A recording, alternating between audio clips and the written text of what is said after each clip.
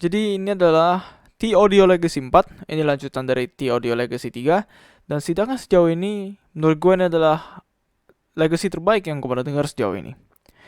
Dan sebelum kita mulai reviewnya, gue mau kasih disclaimer dulu. Unit ini dibeli oleh Brian, dibeli dari seorang seller di Tokopedia. Kita nggak terafiliasi dengan seller ataupun brand manapun. Dan review ini sepenuhnya opini gue aja. Oke, jadi TLDR suaranya si Legacy 4 ini. Si Legacy 4 ini suaranya lebih kayak bener-bener V-shape yang bener-bener kecil banget. V-shape yang bener-bener nggak terlalu V-shape lah. Ini malah lebih ke arah neutral bright menurut gua. Um, ada sedikit emphasis di bass, sedikit emphasis di treble, dan cuma karena itu makanya gue bilang ini agak V-shape dikit. Overall teknikalitas menurut gua peningkatan dari Legacy 3, tetapi seberapa banyak. Dan satu lagi sebelum kita mulai review ini, menurut gue ini mungkin salah satu IM dengan faceplate yang paling cakep yang gue pernah lihat. Ini mungkin gak terlalu kelihatan di video, tapi ini berglitter-glitter. Dan gue rasa untuk TLDR-nya udah cukup. Kita langsung masuk aja review penuhnya. Oke, kita mulai dari bass seperti biasanya. Si bassnya si Legacy 4 ini ada naik dikit di sub bass dan mid bassnya. Menurut gue levelnya kurang lebih sama. Sub bassnya rumble masih kedengeran. Slam di sub bass juga masih oke. Mid bass juga punch-nya lumayan berasa. Dan teksturnya juga lumayan oke. Tetapi si Legacy 4 ini ada switch di belakangnya. Switch di belakang ini gunanya untuk setting bass dan entahlah yang satu lagi untuk apa. Nomor 2 itu yang mengubah setting bassnya, dan nomor 1 itu mestinya mengubah sesuatu, cuman gue nggak terlalu kedengeran dia mengubahnya apa. Gue rasa mestinya dia mengubah mid atau treble ya, cuman yang paling berasa impactnya di gue adalah switch nomor 2. Switch nomor 2 kalau dinyalain, bassnya tuh bakal berkurang, mid bass dan sub bassnya, dan teksturnya jadi ya lebih jelek lah, lebih dikit berteksturnya. Teksturnya jadi lebih rata, lebih agak kayak cuman asal bunyi tek tek bass doang gitu, nggak ada tekstur bass gimana nya gitu. Dan overall bassnya jadi kurang bisa dinikmati menurut gua. Tetapi kalau misalnya si nomor 2 ini tetap dibiarin mati, bassnya masih ada masih ada emphasis dikit, masih naik dikit gitu ya jumlahnya, tetapi teksturnya jauh lebih baik. Selain itu bassnya berasal tipikal dynamic driver, jadi ya gue rasa karena itu juga makanya teksturnya lumayan bagus. Dan speed juga lumayan oke. Menurut gue bassnya lumayan cepat. Dan kalau setting nomor 2 tadi itu dinyalain, karena bassnya juga berkurang, speednya juga lumayan menambah. Tetapi sekali lagi teksturnya jadi lebih buruk. Tetapi overall bassnya ini nggak ngebleed ke midrange sama sekali. Dan midrange-nya yang bakal kita ngomongin selanjutnya. Midrange-nya si Legacy 4 ini gue nggak ada banyak komplain. Mid-range suaranya agak-agak lebih ke arah tebel dikit gitu ya. Cuma kalau bagi gue pribadi sih gue pengen mungkin dia lebih tebel dikit, terutama untuk vokal cowok biasanya. Tetapi itu preferensi gue aja. Mid-range overall suaranya rasanya kayaknya clear aja. Ke daerah upper mid segala macam juga no problem, gak ada emphasis gimana banget. Ini memang upper midnya lebih maju dibanding Legacy 3. Jadi kalau lu demen suara santai Legacy 3, mungkin lu bakal kurang cocok sama si Legacy 4, karena ini lebih maju dikit dibanding Legacy 3. Dan mulai meranah ke arah mungkin lebih ke arah bright malah. Begitu lu mulai ngomongin masalah treble juga. Overall separasi dan detail di mid range-nya menurut gua lumayan bagus, terutama di harganya oke banget. Peningkatan pasti ya dari Legacy 3, tetapi tidak signifikan. Menurut gue peningkatan sedikit doang aja. Dan ya, gue nggak ada banyak komplain soal mid range-nya, dan mending kita langsung ke treble-nya aja. Treble-nya si Legacy 4 ini menurut gue juga ada improve dikit dari Legacy 3. Treble-nya jadi lebih detailnya ada lebih banyak. Treble-nya juga lebih meningkat. Jadi setidaknya kalau misalnya lu kurang demen sama suara santainya Legacy 3, ini gue rasa bakal lebih cocok. Kalau lu demen presentasi Legacy 3 dengan bass yang lebih dikurangin dikit dan treble yang dinaikin, gue rasa ini bakal lebih cocok buat lu. Um, Speed overall untuk treble juga masih kurang lebih ya naik dikit lah dibanding Legacy 3. Tetapi kalau lu dengerin macam Dragon Force segala macam, gue rasa masih bakal ketinggalan. Jadi ya speed treble memang cepat tetapi tidak secepat itu. Selain itu untuk extension, gue rasa juga extension udah masih lumayan bagus. Gue nggak bisa dengar apapun setelah 17K, jadi gue nggak bisa komentar apakah dia bakal lewatin sampai 17K ke atas. Tetapi kebanyakan lagu juga nggak ada yang sampai 17K di treble-nya, jadi ya no problem mestinya.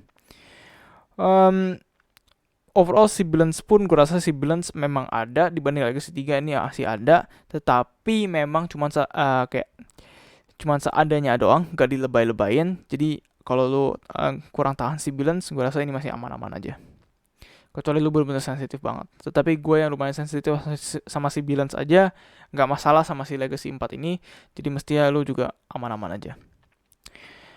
Oke, setelahnya kita bakal ngomongin masalah soundstage dan imaging si Legacy 4. Kalau misalnya ini kepala gua, soundstage si Legacy 4 ini rasanya ya kira-kira di sekitaran kepala gua, dia lebih wide dibanding dia deep gitu ya suaranya. Center image-nya tuh kalau ini misalkan di tengah kepala gua, dia ada kira-kira maju dikit lah di situ. Overall imaging menurut gue lumayan bagus, 45 derajatan akurasinya, tetapi persepsi imaging itu bakal berbeda orang ke orang. Ini menurut pendengaran gue aja. Oke, setelah sound and imaging kita mau ngomongin packagingnya yang merupakan salah satu hal yang mungkin paling pertama tentunya lo bakal sadarin karena ketika lu unboxing IM ini lu bakal dapet paket yang benar-benar besar sekali. Gue malah kayaknya harus geser keyboard gue. Oke. Ini mungkin packaging terbesar gue pernah lihat di antara semua IM yang gue pernah unboxing, termasuk bahkan semacam level Sony EX1000 yang packagingnya lumayan gede. Gue nggak nyangka lu bakal dapet packaging segede ini untuk IM harga 3 jutaan. Gue memang advokat untuk mendapatkan packaging sesederhana mungkin untuk semua IM yang termasuk masih mid level ke budget agar gue dapat kualitas IM atau harga yang lebih murah. Tetapi kalau memang disediakan ya sudahlah, kita review aja. Dan hal pertama yang lu bakal lihat adalah lu dapat case super besar.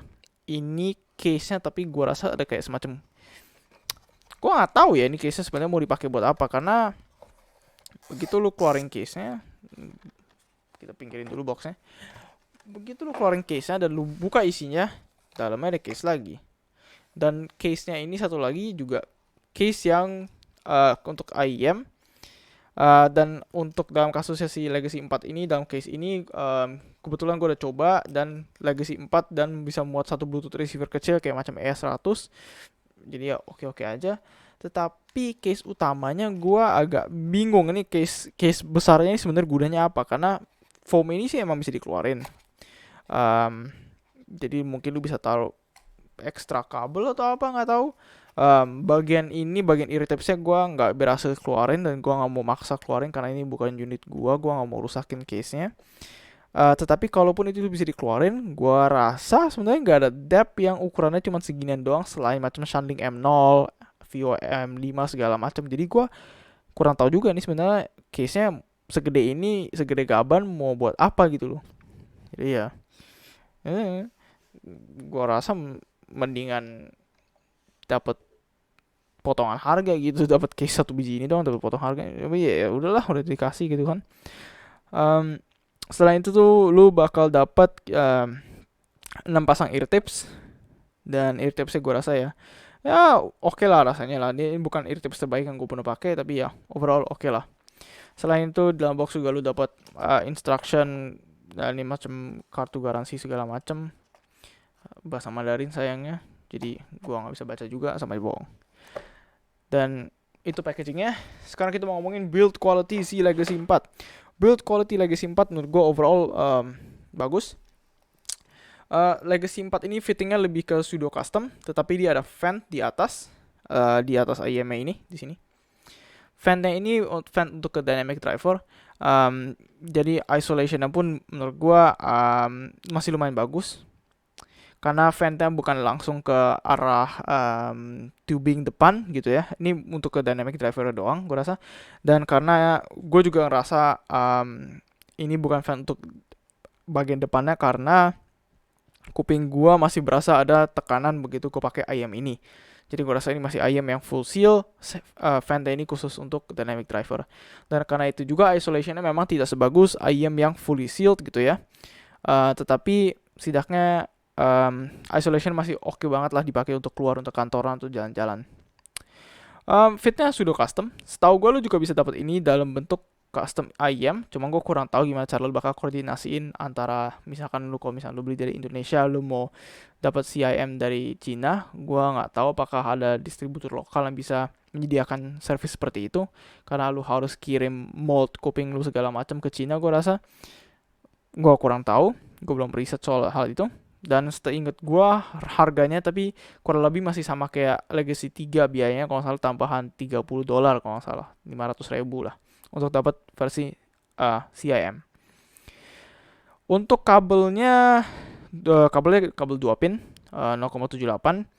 Dia agak nongol kayak gini, nggak ngerti juga kenapa, padahal konektor female di shellnya tuh sebenarnya flush udah. Jadi dia nongol entah kenapa. Gua rasa sebenarnya kalau konektor ini juga nggak flush, ini lumayan rentan rusak sebenarnya. Tapi selama lu nggak pakai secara ekstrim mestinya no problem, sama lu nggak tidurin segala macem. Switch di belakangnya, dan gua rasa ini gue juga lupa sebut di review bahasa Inggris gua. Switch di belakang ini switch yang benar-benar kecil banget. Sebisa mungkin jangan lu kebanyakan utak-atik, karena switch kecil gini rentan rusak kalau lu main-mainin terus, karena dia lifespan-nya emang nggak panjang-panjang amat. Karena ukurannya yang kecil, bukan karena kualitasnya jelek, tapi emang switch yang ukuran kecil gini biasa rentan rusak dan bukan dimaksudkan untuk dimainkan secara terus-menerus. Jadi lebih baik lu temuin setting yang lu suka dan langsung diemin aja. Selain itu, nozzle di si Legacy 4 ini juga ada notch sedikit. Jadi ear tip segala macam, spin fit CP100 segala macam, no problem, lu bisa taruh sini dan dia nggak bakal gampang lepas. Dan ya, untuk kabelnya juga lumayan supel, nggak terlalu banyak masalah. Kabel dari splitter ke bawahnya ini agak kaku dikit, tetapi overall microphonic nggak terlalu parah. Dia juga dapat chain slider gini, tetapi jacknya sayangnya jack lurus. Gua paling gak demen jack lurus di IM, karena kalau lu pakai jack lurus di HP rentan untuk nyangkut di HP, dan kalau lu masukin HP lu dalam kantong dan lu pakai dalam celana, jack ini bakal berpotensi merusak jack HP lu. Lebih baik pakai angle connector, karena jumlah tekanannya bisa dilaksanakan kepada headphone jack lu tuh bakal jauh lebih dikit. Oke, gue rasa itu aja untuk build quality dan packaging segala macam sih Legacy 4. Gue mau langsung ke masalah comparison dan kenapa gue bingung banget ini si Legacy 4 ini sebenarnya worth it atau enggak. Dilema gue sebenarnya ini ada karena si Legacy 4 ini di Indonesia dijual di harga 3 juta. Dan di luar Indonesia, di luar negeri, US segala macam, lo bisa beli IM ini, ER2XR dari Etimotic. Dan kalau lo naik dikit ke ranah 4,5, 5 jutaan, lo bisa dapat Blessing 2, yang menurut gua ini merupakan IM yang udah endgame material lah. Ini udah deket banget sama yang menurut gua IM yang sempurna. Quote on quote, ini masalah preferensi ya. Tetapi dengan teknikalitas yang luar biasa banget. Nah, si Etimotic ER2XR ini di luar negeri harganya tuh sekitar 70 sampai 100 US dollar, tergantung sama waktu dan demand. Ada modelnya lebih murah lagi, ER2SE itu versi yang lebih nggak ada bassnya, yang lebih netral. ER2XR ini jauh lebih bassy, ini suaranya malah lebih kayak V-shape. Tetapi itu harganya lebih tinggi, gue rasa karena memang jauh lebih populer aja, harganya lebih tinggi, kadang suka di diskon ke $70. Begitu lu import ke Indonesia, ini harganya bakal jadi 2 juta, Kalau di luar negeri harganya ini ya 70-100 US dollar, ini harganya 200 US dollar, ini harganya 300 sampai 350 US dollar. Jadi ini harganya tuh hampir 2 kali lipatnya si AR2XR di luar negeri. Di Indonesia sih memang bedanya cuma sejutaan, tetapi di luar negeri bedanya hampir ini nggak nyampe setengahnya si Legacy 4 sebenarnya. Jadi yang membuat gue sangat benar-benar dilema itu adalah si AR2XR ini. Menurut gua dia punya tekstur bass yang lebih bagus, detail yang lebih baik, teknikalitas yang ya overall minimum setidaknya setara dengan si Legacy 4 ini, tetapi dengan bass yang jauh lebih bagus bagi gua. Kuantitasnya memang lebih banyak dibanding Legacy 4 si R2XR ini bassnya, tetapi menurut gua ini bass yang jauh lebih enak didengar. Fitting juga gua rasa ini bakal jadi problem buat sebagian orang karena ini fittingnya benar-benar masuk dalam kuping banget. Si AR2XR ini dia triple flange dan lo harus masukin banget ke dalam kuping lo. Berapa orang tidak suka itu. Dan selain itu soundstage dan imaging si AR2XR ini memang bukan yang terbaik. Soundstage dan imaging si Legacy 4 jauh lebih baik, tetapi untuk masalah overall suara dan teknikalitas si AR2XR ini udah setara ataupun bahkan lebih dibanding Legacy 4 di harga yang ya kalau di luar negeri ya setengahnya si Legacy 4 ini. Jadi gue kurang yakin ini sebenarnya worth it gak sih gitu loh naik sampai 2 kali lipat demi fit yang mungkin lebih baik bagi lu dan suara yang ya beda jenis tonalitas tetapi teknikalitas yang kurang lebih mirip-mirip gitu.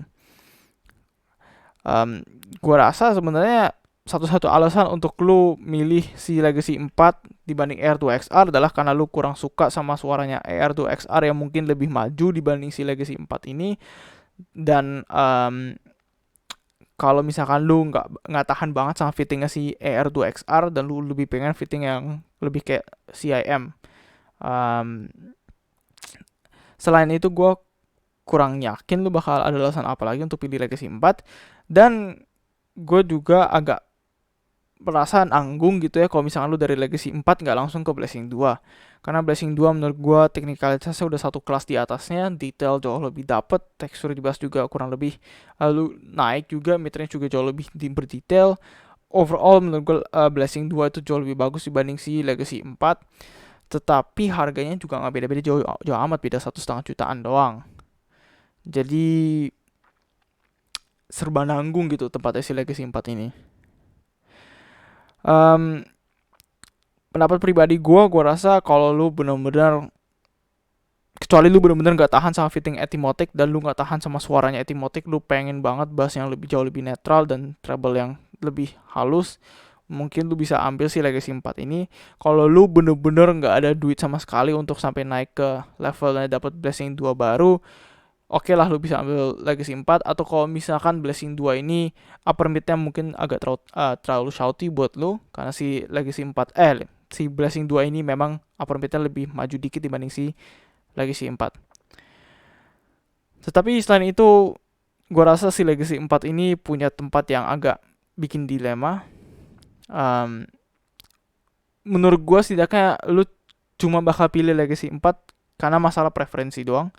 Untuk masalah teknikalitas atau segala macam, AR2XR masih setara atau bahkan lebih dibanding Legacy 4.